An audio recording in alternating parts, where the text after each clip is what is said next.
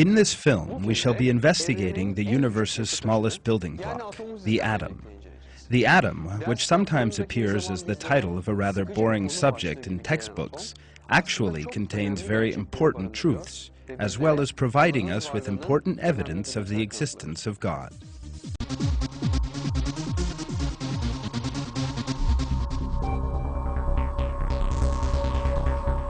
Atoms are everywhere. Everything we refer to as matter, in other words, our own bodies, our rooms, our homes, all consist of atoms. The reason we are able to perceive the atoms around us as matter is that the electrons in the atom's orbits collide with the photons, and atoms attract or repel one another. You are not even touching the chair you are sitting in at this moment. In fact, the atoms in your body are repelling those in your clothes and the chair, and the feeling of touch arises in proportion to the force of that repulsion. We can never actually touch the matter we hold in our hand. If we did actually touch it, we would enter into a chemical reaction with it. That, of course, would mean that there could be no life. Each one of the trillions of atoms that comprise your body is full of electrons that spin round at a speed of thousands of kilometers a second. You do not realize it, but there are atoms that revolve at an amazing speed and never lose their balance, break up or fragment in every single part of your body. So how did this equilibrium come into being? It all began with a huge explosion known as the Big Bang. The smell of soil, the bright blue of the sky, everything was at one time concentrated in a single point of infinite density and temperature. Scientists calculate that this moment took place some 15 billion years ago. That moment was the beginning of the process in which the atom, the building block of matter, and subatomic particles formed in the wake of the explosion and combined together. Büyük bir patlamanın ardından oluşarak bir araya gelme sürecinin başlangıcıydı.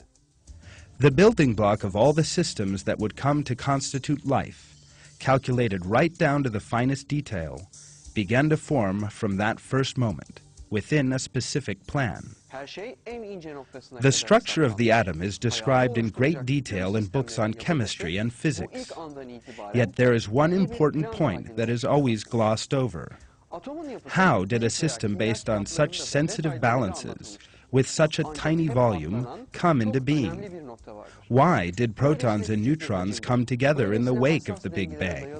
And why did electrons begin to revolve around them?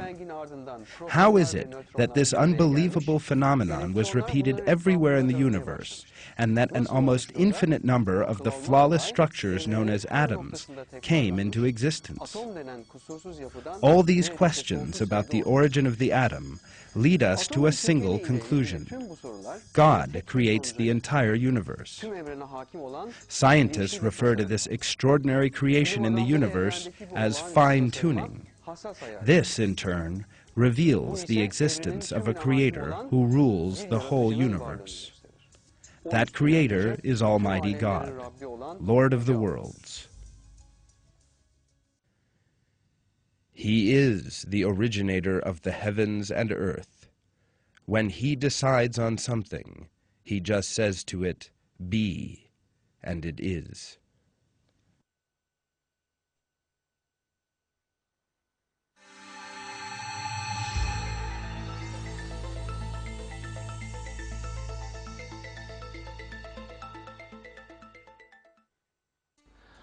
Atoms are particles so minute that it is impossible to view one even with the most powerful microscopes. The diameter of an atom is only of the order of 1/1,000,000th of a millimeter. Let us envisage this by means of an example. If you say, for instance, that you want to see the atoms in this key, then we would need to magnify that key to the size of the Earth. Every atom inside the key magnified to that extent would be no larger than a cherry. So what are the contents of such a minute structure as this? Let us investigate the complex and flawless structure known as the atom together.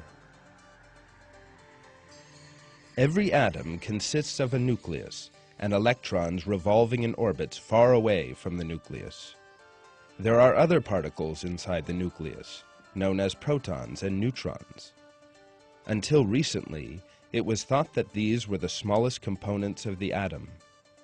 In the light of the latest scientific findings, however, it was discovered that protons consist of particles much smaller than themselves, called quarks.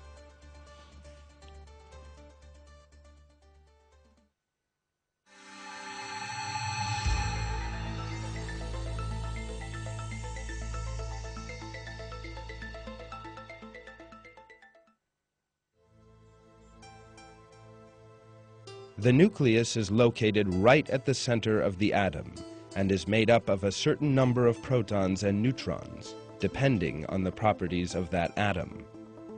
The volume of the nucleus is equal to a 10/1000th of the volume of the atom.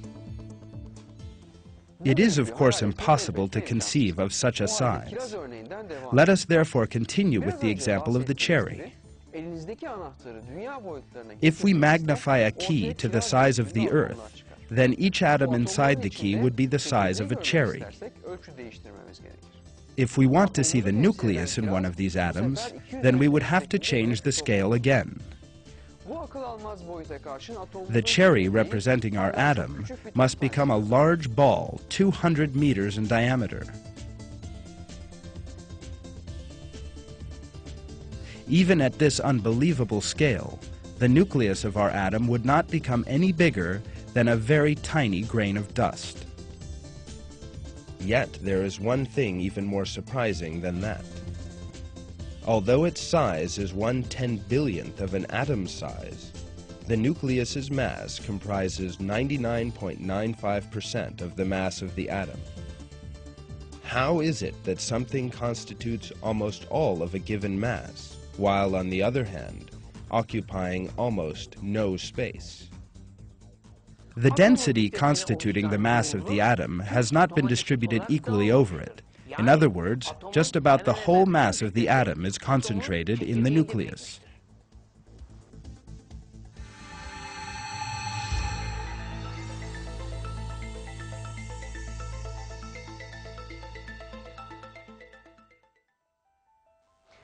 The figures prove that a large part of the atom consists of empty space.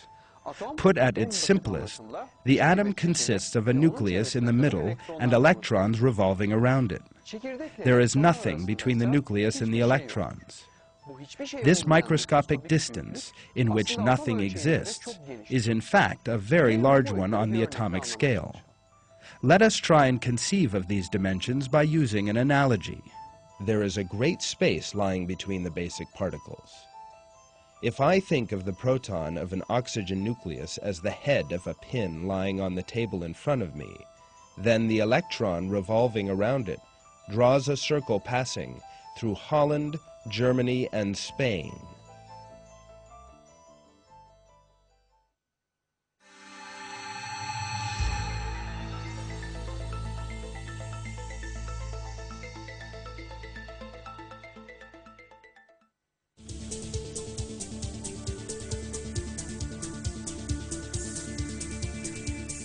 The protons and neutrons inside the nucleus of the atom constitute 99.95% of the mass of the atom and are the source of the variety of elements on Earth. There are 109 elements on Earth. Some of these elements are very familiar to us, such as oxygen, hydrogen, gold, and copper. Since all the atoms that constitute elements are composed of the same particles, what is it that makes the elements different from one another? It is at this point that the importance of the number of the protons inside the nucleus emerges. What makes elements different is the number of protons in their atoms.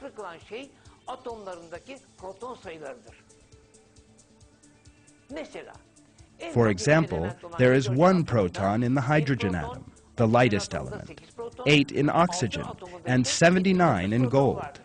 It is only this difference in the number of protons that makes gold different from iron, and iron different from oxygen.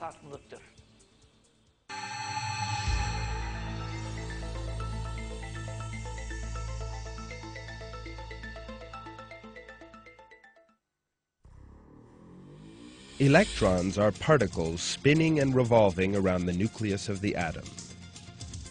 This rotation is realized ceaselessly and in perfect order on paths we call orbits. To make a comparison between the size of electrons and the size of the Earth, if we enlarge an atom as big as the Earth, the electron would be in the size of an apple. Dozens of electrons in a space far too small to be seen even under the most powerful microscope revolve around the nucleus in different orbits at the unbelievable speed of 1,000 kilometers a second. That speed is the equivalent of being able to go from Paris to Milan in the space of 1 second.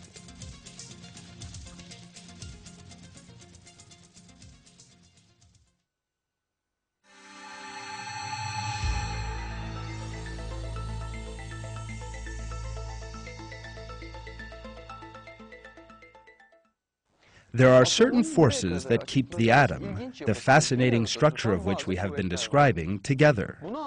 In order to understand this, let us look at the center of the atom, the nucleus.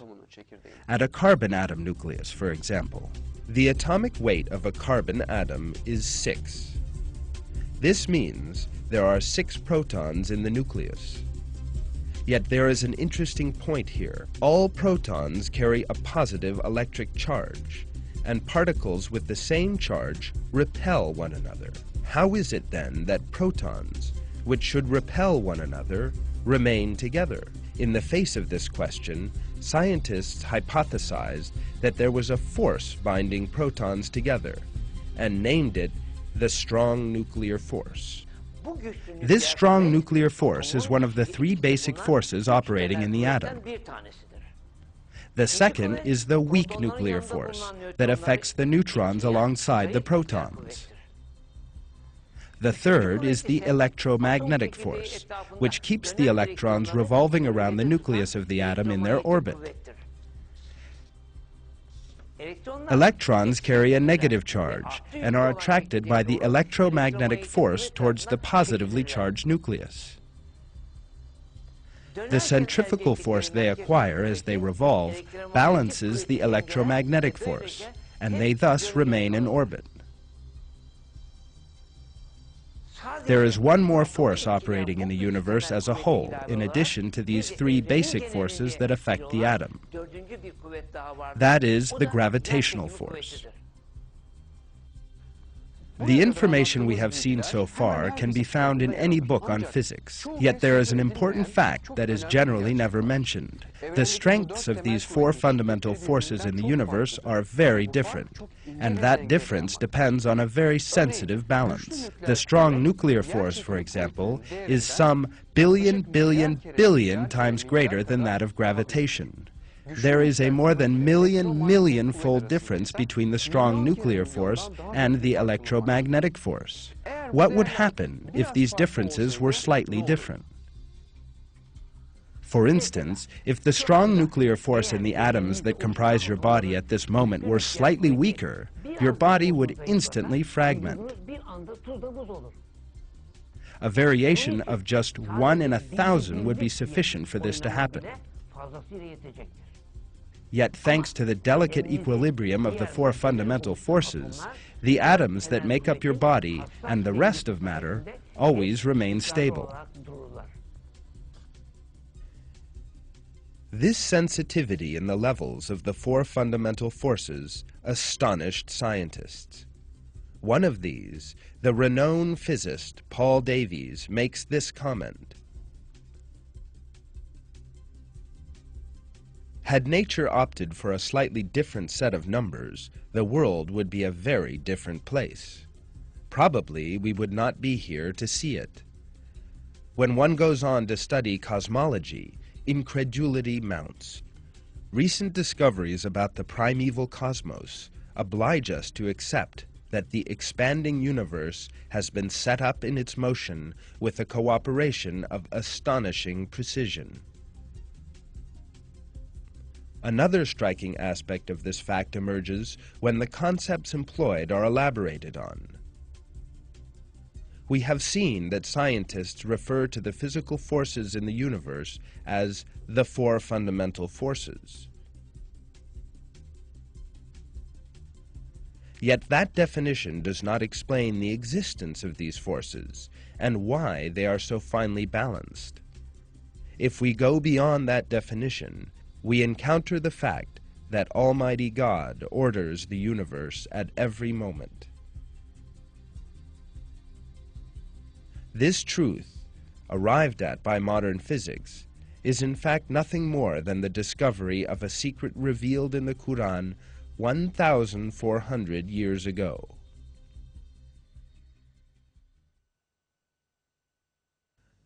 God keeps a firm hold on the heavens and earth, preventing them from vanishing away. And if they vanished, no one could then keep hold of them. Certainly he is most forbearing, ever forgiving.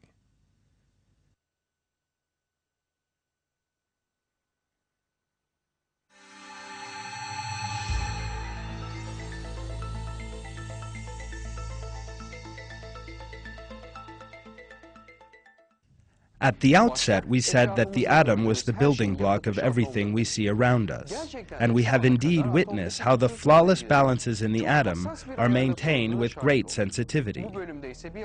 In this section, we shall be taking a further step and examining how atoms combine to form molecules, another link in this chain of miracles.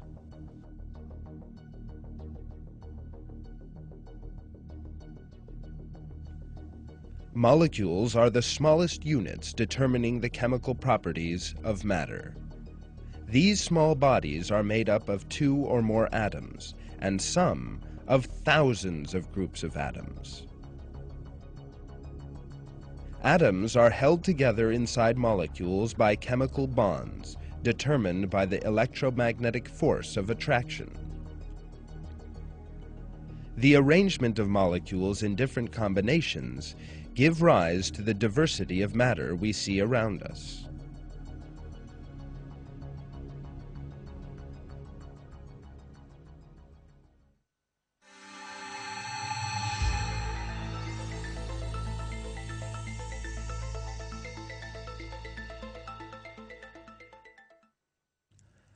Carbon is the most vital element for living things because all living organisms are constructed from compounds of carbon. Structures as diverse as the cell membrane, the bark of a tree, the lens of the eye, and the white of an egg are composed of carbon compounds. Carbon, combined with hydrogen, oxygen, and nitrogen in many different quantities and geometric arrangements, results in approximately 1.7 million compounds. One of the most significant properties of carbon is its ability to form chains very easily by lining carbon atoms up one after another. Some carbon compounds molecules consist of just a few atoms. Others contain thousands or even millions. Also, no other element is as versatile as carbon in forming molecules with such durability and stability. Carbon is unique among the elements in the number and variety of the compounds which it can form. Over 250,000 have already been isolated and described, but this gives a very imperfect idea of its powers, since it is the basis of all forms of living matter.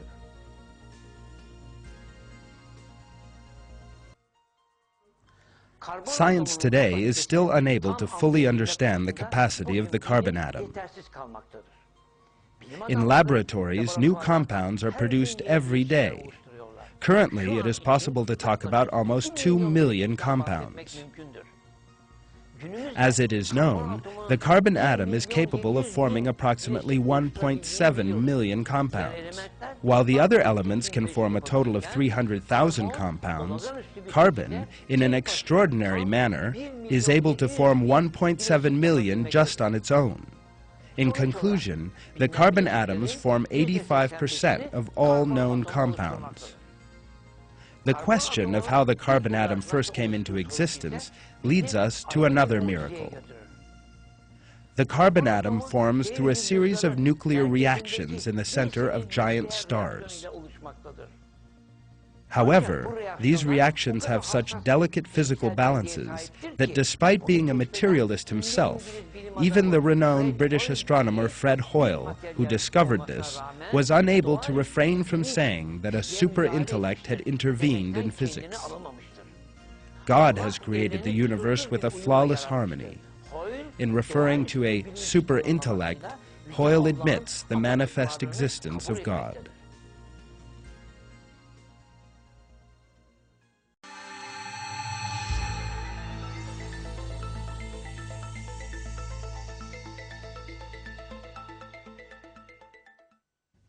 It very definitely cannot be thought that one day pieces of stone and inanimate earth gave rise to a living being. Some people, however, make just such a claim.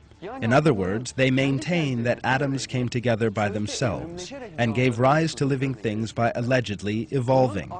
It is clear that this claim flies in the face of reason because atoms have no consciousness and thus no ability to organize themselves.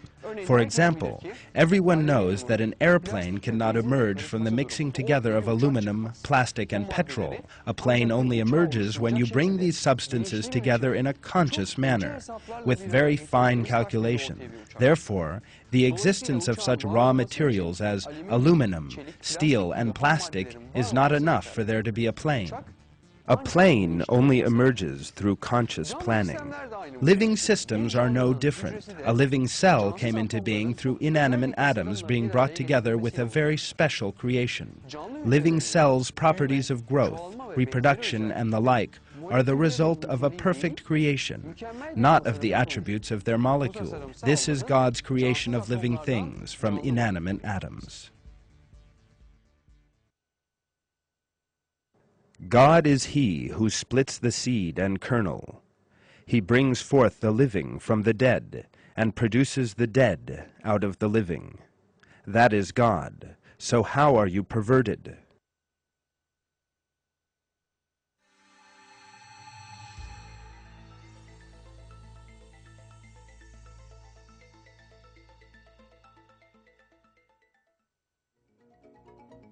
There is a great power stored within the nucleus of the atom. So great is that power that with the discovery of this energy, humanity is able to make giant canals connecting oceans together, build mountain passes, and produce artificial climates. This force, used in nuclear energy and medicine, is without doubt of vital importance in the present day. The name of this magnificent power hidden within the nucleus of the atom is strong nuclear force. This force is released by the technical process known as fission, in other words, nuclear splitting, and an enormous amount of energy is released during this reaction. The reaction known as fission is the splitting of the atomic nucleus, held together with the strong nuclear force, the most powerful force in the universe. The principal substance used in fission reaction experiments is uranium.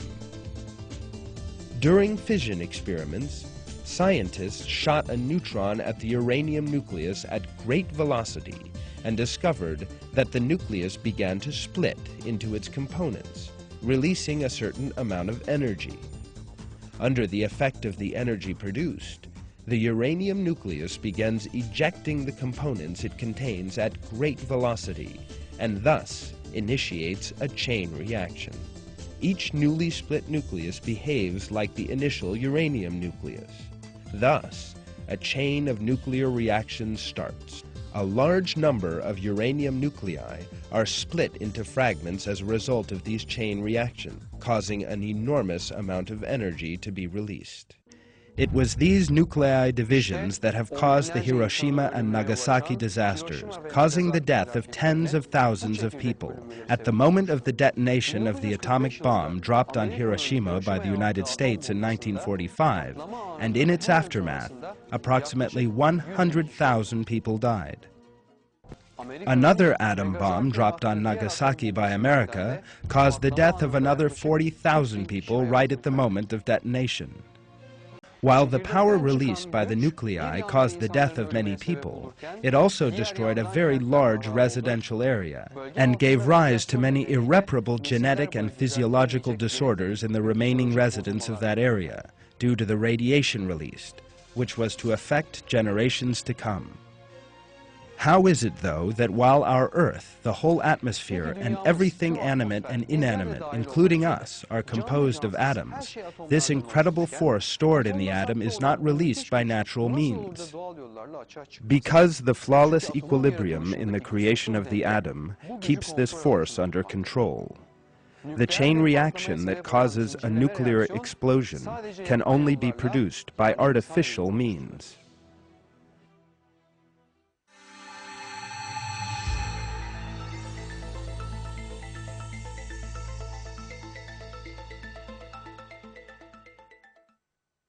Throughout the course of this film, we have examined a great many astonishing and miraculous phenomena. We have seen that a body consisting of atoms breathes the atoms in the air, eats the atoms in food, and drinks the atoms in water. What we have seen is nothing else than the collision of photons and the electrons in the atoms in your eye. What about what we perceive through touch? That, too, consists of the atoms in our skin, repelling the atoms in objects.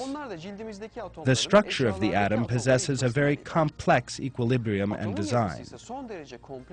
None of these structures, therefore, could have come into being by chance, as materialists who deny the existence of God admit. Chance gives birth only to chaos, corruption, disorder, and error. The magnificent harmony, order, and equilibrium in the atom show that all of life is the product of a conscious and flawless creation. All these scientific facts we have seen so far demolish atheistic philosophy in an incontrovertible manner and prove that the origin of everything, animate or inanimate, is not blind chance, but creation. The creator of all that exists is Almighty God, Lord of the worlds. In one verse of the Quran, it is revealed, "In the creation of the heavens and earth, and the alternation of the night and day, and the ships which sail the seas to people's benefit, and the water which God sends down from the sky, by which he brings the earth to life when it was dead, and scatters about in it creatures of every kind, and the varying direction of the winds, and the clouds subservient between heaven and earth. There are signs for people who use their intellect."